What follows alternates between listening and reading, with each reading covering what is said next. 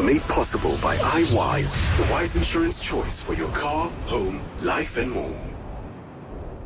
Inside your business on Kaya Biz.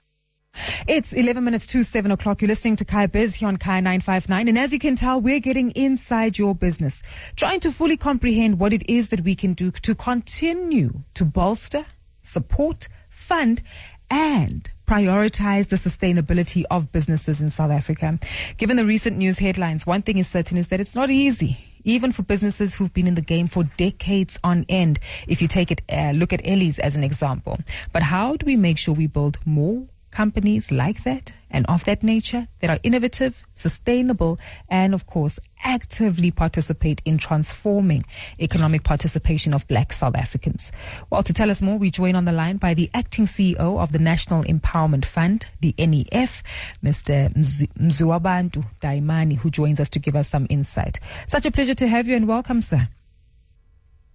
Thank you very much, Gugu, and the listeners of Kaya. Good evening to you. Good evening. I must tell you, it's intriguing to have this conversation with you 20 years following the establishment of the NEF. And we can't ignore that South Africa is also approaching, 30 years of a democracy. So there's some interesting dynamics that we've witnessed in terms of the start and the genesis of the organization's presence in South Africa. Indeed. Thank you very much, Sister, once again. I think as an organization, we're very proud about the milestones that we have achieved. It has not been easy, but since inception, we've managed to support about 1,600 transactions, and then we have actually approved about 14.3 billion rand into transactions across the country in South Africa.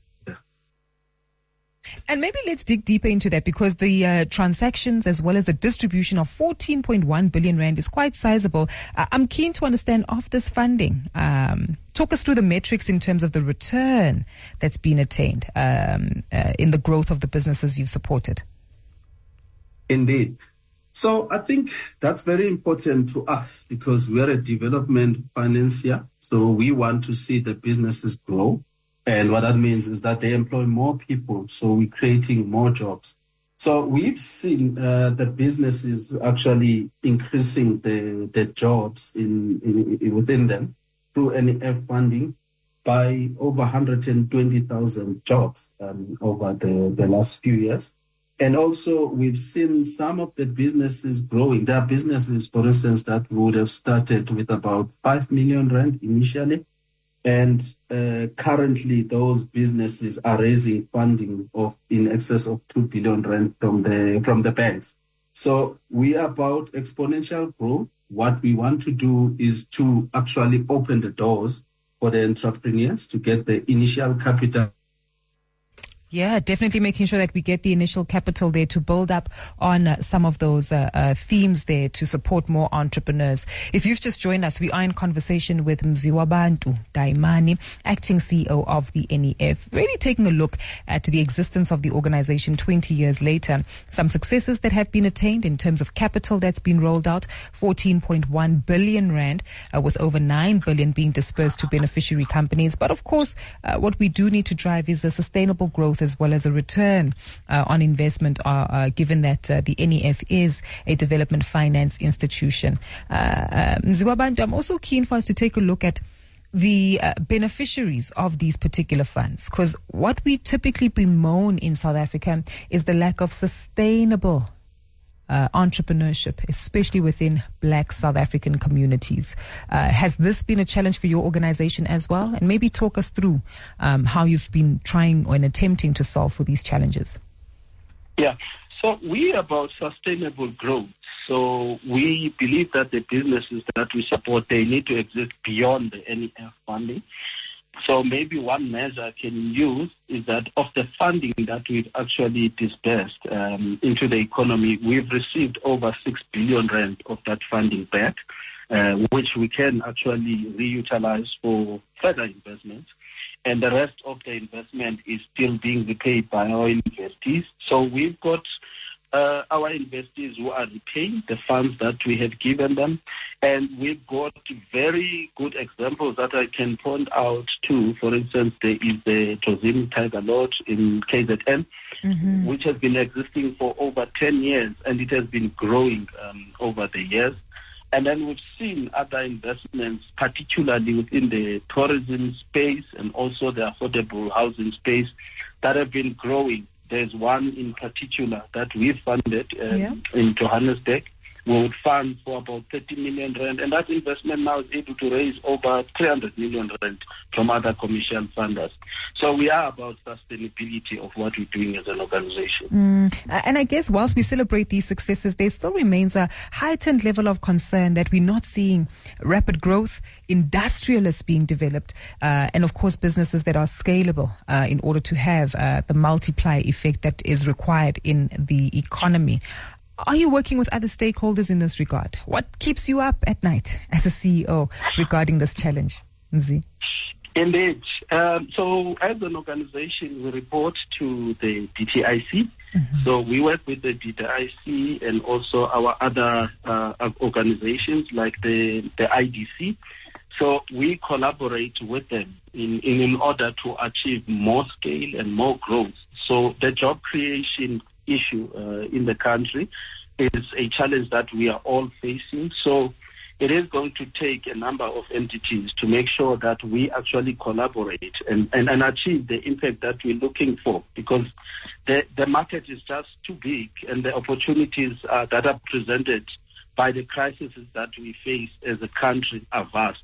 And I think I just want to encourage anyone who wants to actually venture into business, they must do so. And there is help that is available. They can contact us, and we are always seeking those opportunities to assist more people to enter the market. Talk specifically to youth, black and female entrepreneurs. Are there still opportunities and specific designated funds that you have as the NEF for them?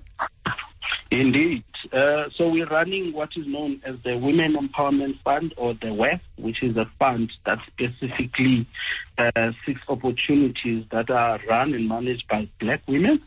So we encourage black women who have their businesses to approach us and use the opportunities that are available there. And also the youth, we encourage them. There's a high level of unemployment amongst the youth in the country. But what we want to say to them is that if they cannot get into the mainstream of the employment market, they are more than welcome to start their opportunities. And I think what the message that we send is that they are not alone. We are there to support them. They can approach us, and then we'll guide them. We handhold them. Even if they are still nervous or they don't really have their opportunities clearly cut out, we've got a number of initiatives that we can assist them with to make sure that they concretize their opportunities and they also get the necessary training to become successful business people.